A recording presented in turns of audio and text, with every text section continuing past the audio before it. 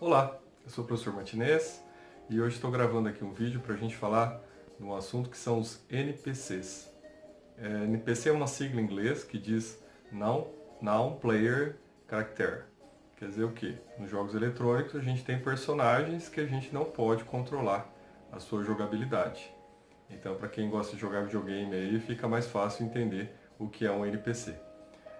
Para quem não joga videogame, mas assistiu aos filmes Matrix, a gente vai ver que o NPC então são aquelas personalidades todas que estão ali vivendo no Matrix, né? Que estão vivendo de uma maneira automatizada, uma maneira robotizada. Então, como elas vivem nessa maneira automatizada, robotizada, elas seguem o fluxo das ocorrências, né? Elas não têm em nenhum momento uma atitude crítica ou uma forma de livre-arbítrio para se posicionar de uma maneira diferente naquele cenário, né? Já que elas estão condicionadas a determinadas respostas já esperadas e prontas.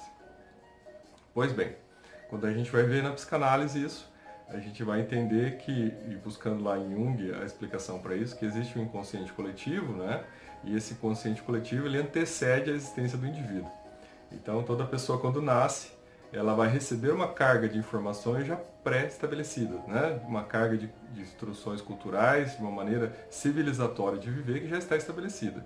Então ele vai introjetar todos aqueles conteúdos e a partir dali então ele vai se manifestar até de maneira inconsciente, né? Aí fala-se do inconsciente individual, de acordo com o inconsciente coletivo.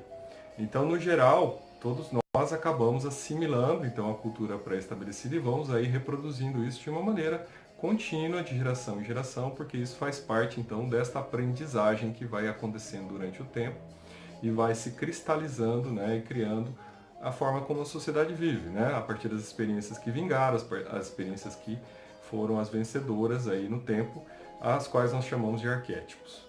Pois bem, então um NPC nada mais é do que um indivíduo que segue os arquétipos, que se manifesta a partir de arquétipos.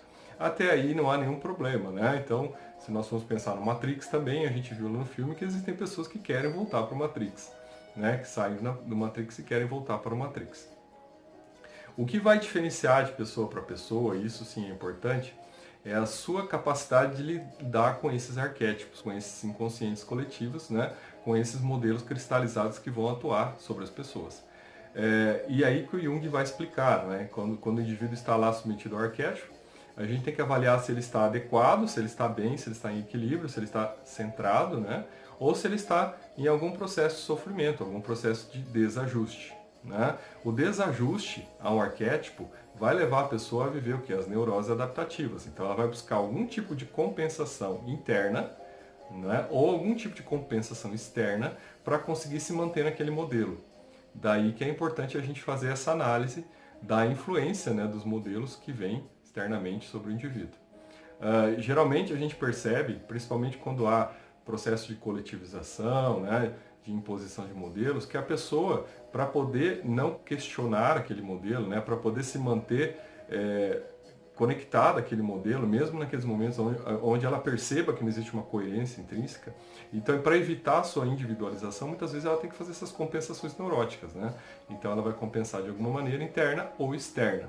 E daí que vem o problema, né? Quando ela faz essas compensações, ela entra no padrão passivo-agressivo, transferindo uma agressividade para si, né? Então, uma compensação que vai transferir uma agressividade internamente ou uma transferência de agressividade externa, quando ela vai jogar isso para fora de si, canalizando muitas vezes por projeção contra as outras pessoas, né? Trazendo uma responsabilidade, jogando uma responsabilidade nas outras pessoas.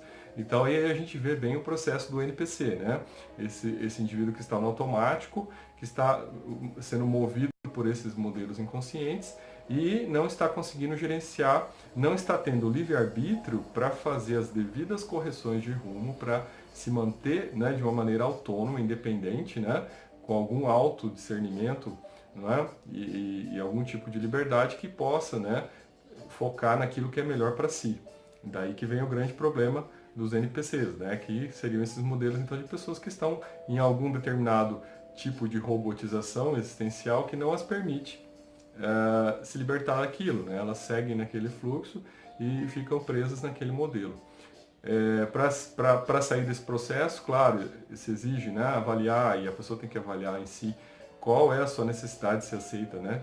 Para aquele determinado grupo, por que ela tem que ficar ligada àquilo e por que ela tem que concordar com tudo, né? Isso aí é um caráter importante quando a pessoa está começando a ter a sua libertação desse processo, né? Ela está deixando de ser um NPC quando ela então para de fazer aquelas coisas automáticas, para de reproduzir modelos e passa a pensar por si mesma, e aí ela vai se descolando dos grupos, ela vai se descolando das coletivizações, né? Ela passa a ser um indivíduo em si, com a autorresponsabilização por suas ações, um autoenfrentamento e, a partir daí, escolhas do que é melhor para ela, não é?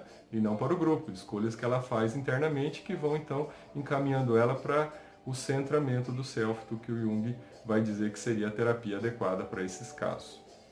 Então, espero ter esclarecido alguma coisa, né? Trazido aqui uma ideia do que a leitura do NPC dentro de um contexto psicanalítico. E aí estamos à disposição para tirar qualquer dúvida. Encontro vocês nos nossos próximos vídeos.